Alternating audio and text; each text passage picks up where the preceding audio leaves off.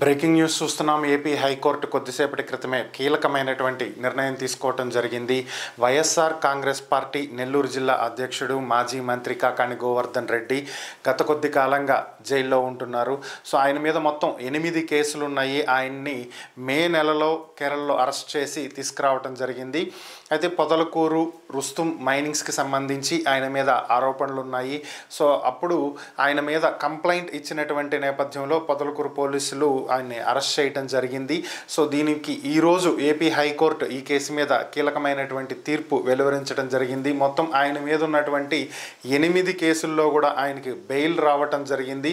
ఓవరాల్గా కొన్ని సెక్షన్ల కింద ఆయన మీద కేసు నమోదు చేయడం జరిగింది. ముఖ్యంగా ఈ రుస్తుం మైనింగ్స్కి సంబంధించి కాకాణి గోవర్ధన్ రెడ్డి అనుచరులకు పాత్ర ఉంది అంటూ పోలీసులు కేసులు నమోదు చేయడం జరిగింది. ఆయన కూడా A4గా దీంట్లో చేర్చడం జరిగింది.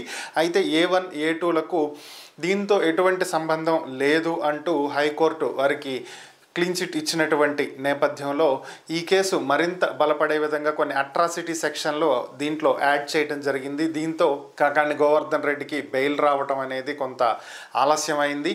ఓవరాల్గా 8 కేసుల్లో బెయిల్ వచ్చినటువంటి నేపథ్యంలో ఆయన రేపు విడుదలయ్యేటువంటి అవకాశం ఉంది. కొద్దిసేపటి క్రితమే తీర్పు వెలువరింది.